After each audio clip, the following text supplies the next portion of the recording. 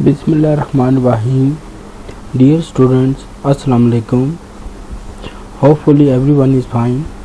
Today our topic is about neurotransmitters and division of nervous system, core class, second year biology. First we discuss about the learning objective. We want to understand the term neurotransmitters and also discuss about their examples, and we also want to understand the division of nervous system. Now first we discuss about the neurotransmitters. Basically neurotransmitter can be defined as they are the organic molecules which transfer action membrane potential across the synapse, that is from one neuron to the another neuron. We also studied about the synapse, that it carry nerve impulse from one neuron to the another neuron, and through conduction they send message across the whole body. जब भी हमारे पास membrane potential जो है one neuron से second neuron तक जाती है, तो उसके दरमियान जो ये मैसेज सेंड हो रहा होता है वो जो प्रोसेस है उसे हम सिनेप्स कहते हैं, जो नर्व इम्पल्स को ट्रांसफ़र करती है। और जो इस मॉलिक्यूल की या जिस मॉलिक्यूल्स की हेल्प से वो ये मैसेज कन्वे कर रही है, जो नर्व इम्पल्स को ट्रैवल करने में हेल्प करती है, उनको हम न्यूरोट्रांसमीटर्स कहते हैं। हमारी बॉडीज़ के अंदर डिफरेंट जो है न्यूरोट्रांसमीटर्स प्रेजेंट होते हैं। उनकी कॉमन एग्जांपल्स ये हैं एड्रेनलिन होगी, non adrenaline, acetylcholine, dopamine, serotonin, nephrine. ये जो इतने भी ये आपके पास जो न्यूरोट्रांसमीटर है बेसिकली हमारी बॉडी में हार्मोन्स के तौर पे रिलीज़ होते हैं, और ये जो है हमारी बॉडी में वर्क करते हैं एज ए न्यूरोट्रांसमीटर और मैसेज को कंडक्ट करते हैं from one neuron to another neuron, और ये इनको हम क्या बोलते हैं, न्यूरोट्रांसमीटर्स बोलते हैं। फर्दर हम देखते हैं कि इसकी कौन कौन सी टाइप्स हो सकती हैं।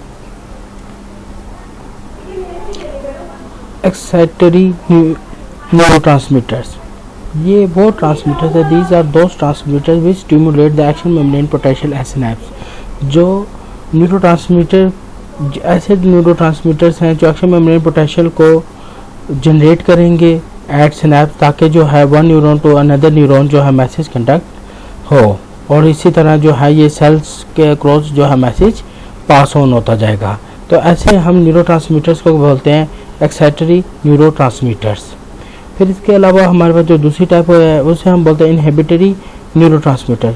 These are those transmitters which decrease the action membrane potential at synapse.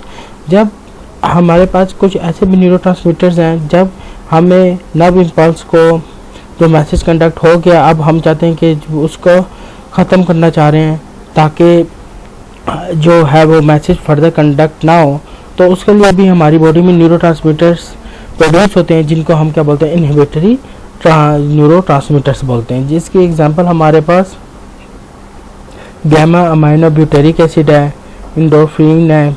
ये हमारी बॉडी में केमिकल्स प्रोड्यूस होते हैं, they are responsible for decrease the perceptions of pen.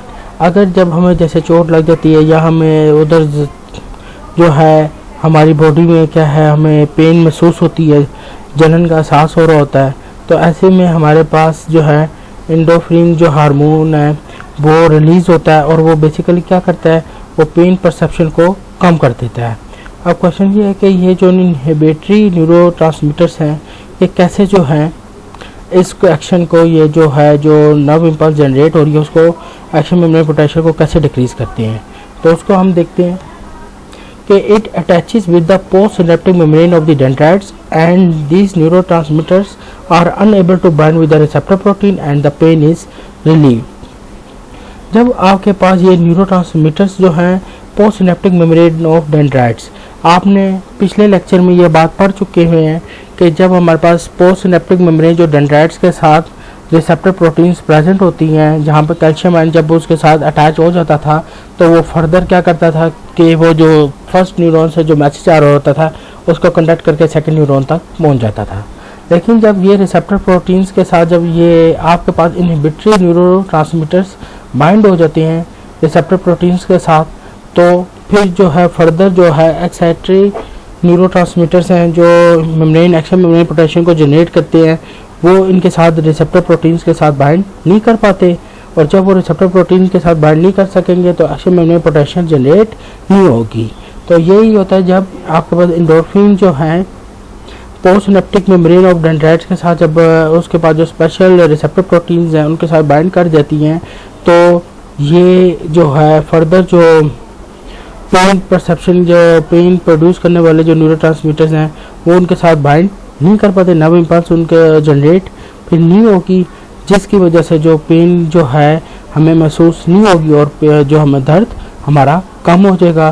तो इस ऐसे ट्रांसमीटर्स को हम क्या बोलते हैं, इनहिबिटरी ट्रांसमीटर्स। और ये अगर क्वेश्चन आ जाए या आपसे कोई पूछ ले कि ये कैसे जो है वर्क करते हैं, तो आपने इसका आंसर करना है कि it attaches with the post synaptic membrane of the dendrites and this neurotransmitters unable to bind with the receptor protein. ये क्या कर देते हैं कि जो दूसरे जो न्यूरोट्रांसमीटर्स हैं उनको अनएबल कर देते हैं कि वो रिसेप्टर प्रोटीन्स के साथ बाइंड कर सकें, और जो पेन होती है वो रिलीव हो जाती है, जिसकी वजह से जो हमारे जो पेन है वो पेन परसेप्शन में जो दर्द पहले हमें एहसास हो रहा होता है वो दर्द हमारी कम हो जाएगी। तो इसको हम बोलते हैं न्यूरो इनहिबिटरी न्यूरोट्रांसमीटर्स, और ये इस तरह वर्क करते हैं।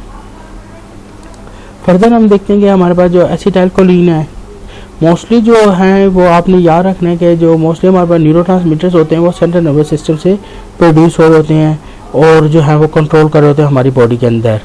और जबकि हमारे पास जैसे कुछ हमारे पास ऐसे भी हैं जो पेरिफेरल नर्वस सिस्टम से प्रोड्यूस होते हैं, उसमें हमारे पास जो एग्जांपल है वो एसिटाइलकोलिन है जो मसल्स के अंदर प्रोड्यूस होती है और वर्क करती है एज अ न्यूरोट्रांसमीटर के तौर पर। तो ये तो था हमारे पास न्यूरोट्रांसमीटर्स के बारे में, न्यूरोट्रांसमीटर कैसे वर्क करते हैं और इनकी कौन कौन सी टाइप्स हैं, और ये बेसिकली हमारी बॉडी में कैसे प्रोड्यूस हो रहे हैं और कैसे वर्क कर रहे हैं। और मोस्टली जो हैं ये हार्मोन्स के फॉर्म में प्रोड्यूस हो रहे होते हैं, केमिकल्स के फॉर्म में प्रोड्यूस हो रहे हैं, और ये है क्या है हमारी बॉडी के अंदर जो है जो मुख्तलिफ प्रोसेस को जो है कंट्रोल कर रहे होते हैं, और इनका काम होता है कुछ ऐसे हैं जो न जो एक्शन मेम्ब्रेन पोटेंशियल को जनरेट करते हैं और कुछ ऐसे हैं जो एक्शन मेम्ब्रेन पोटेंशियल को डिक्रीज करते हैं एट सिनेप्स। तो ये तो था न्यूरोट्रांसमीटर्स के बारे में। अब हम डिस्कस करते हैं division of the nervous system.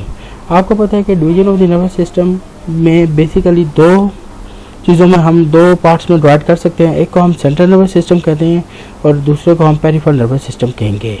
Further हम इसकी डिवीजन को जो है वो डायग्राम के थ्रू डिस्कस करते हैं कि कैसे हम इनकी डिवीजन्स कर सकते हैं।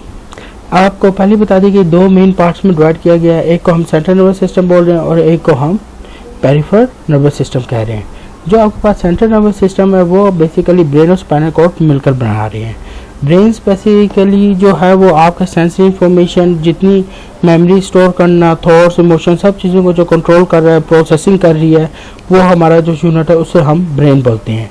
जबकि जो सिग्नल कंडक्ट करते हैं और जो रिफ्लेक्स एक्शन को कंट्रोल किया जाता है उस हिस्से को हम स्पाइनल कॉर्ड कहेंगे। जबकि पेरिफेरल नर्वस सिस्टम के अंदर हमारे पास मोटर न्यूरॉन्स और सेंसरी न्यूरॉन्स आती हैं।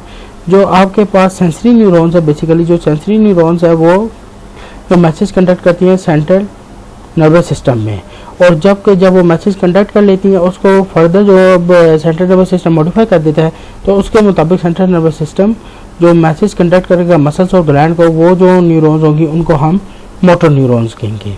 फर्दर जो है मोटर न्यूरॉन्स की फिर दो टाइप्स आ जाती है, एक को हम सोमैटिक नर्वस सिस्टम बोलते हैं और दूसरे को हम ऑटोनोमिक नर्वस सिस्टम कहेंगे।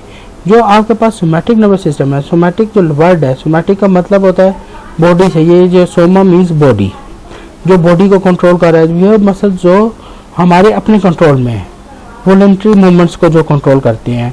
जो हिस्सा मोटर न्यूरॉन्स का जैसे मसल्स के मूवमेंट को हम खुद कंट्रोल कर सकते हैं, वॉलंटरी मूवमेंट्स को जो कंट्रोल कर रही हैं, वो सारा जो हिस्सा है वो हमारे पास सोमैटिक नर्वस सिस्टम कहलाएगा।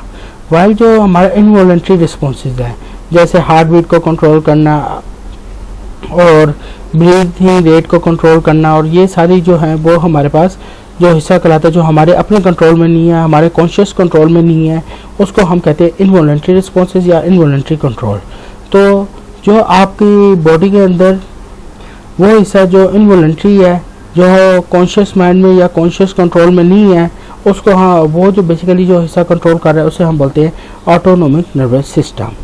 फिर आगे जो आपके पास ऑटोनोमिक नर्वस सिस्टम है उसकी जो फर्दर डिवीजन हुई है उनको हम कहते हैं sympathetic division and parasympathetic division.